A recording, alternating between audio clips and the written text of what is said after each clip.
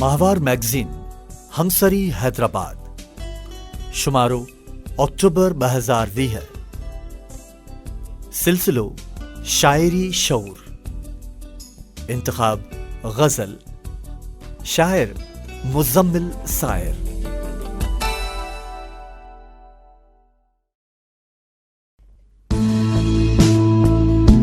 मुझी प्यास ॾिसी ईअं सहरा मटजनि था जीअं आईने आॾो चेहरा मटजनि था।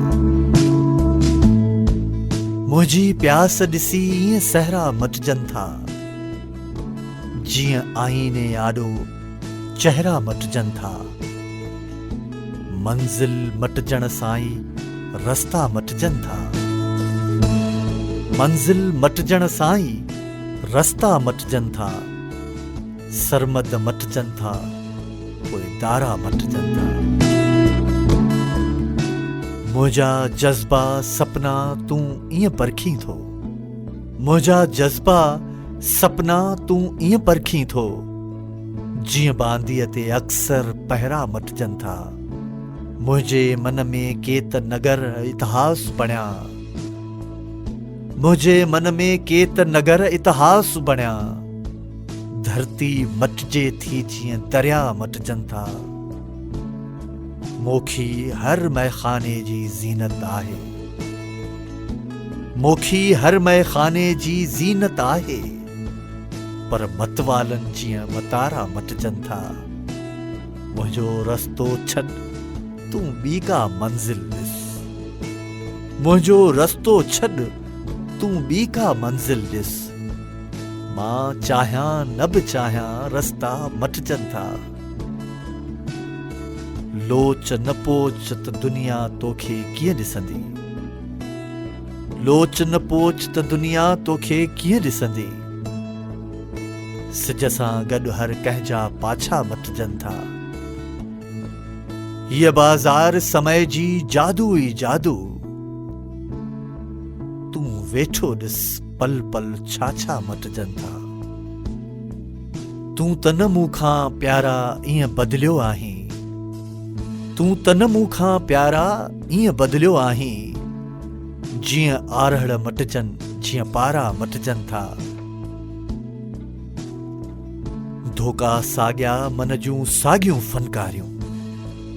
धोका साॻिया मन जूं साॻियूं फनकारियूं।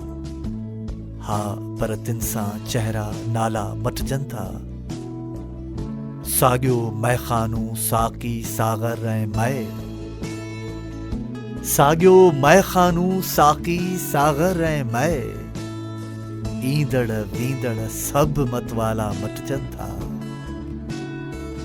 चांगनि खे त रुगो मंज़िल थी पसजे बस। चांगनि खे त रुगो मंज़िल थी पसजे बस। तिन लाइ रस्ता चंदन लाणा मटजनि था। तूं हीअं नांग त नाहीं पर उन जी खिल जीअं। तूं हीअं नांग त नाहीं पर उन जी खिल जीअं। साथी तुंहिंजा रंग पुराणा मटजनि था। दीवाना कंहिं हिकिड़ी सोच मथे अटकियल। दीवाना कंहिं हिकिड़ी सोच मथे अटकियल।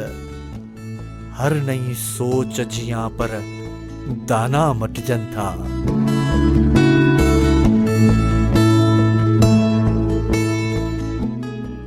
मुंहिंजी प्यास त साॻी मए जी पर साक़ी। मुंहिंजी प्यास त साॻी मए जी पर साक़ी। मुंहिंजे रस्तनि सां मैखाना मटजनि था।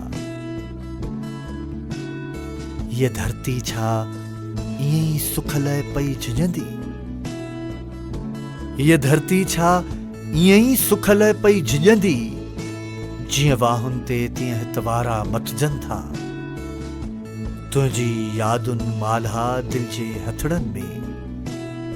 तुंहिंजी यादुनि माल्हा दिल जे हथड़नि में। खुशबू मटजे थी जीअं दाणा मटजनि था।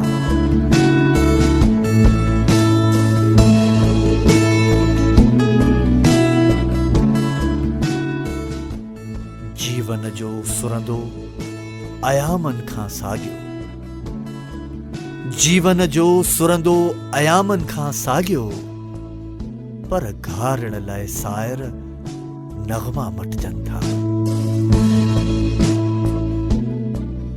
मुंहिंजी प्यास ॾिसी ईअं सहरा मटिजनि था, जीअं आईने आॾो चेहरा मटिजनि था।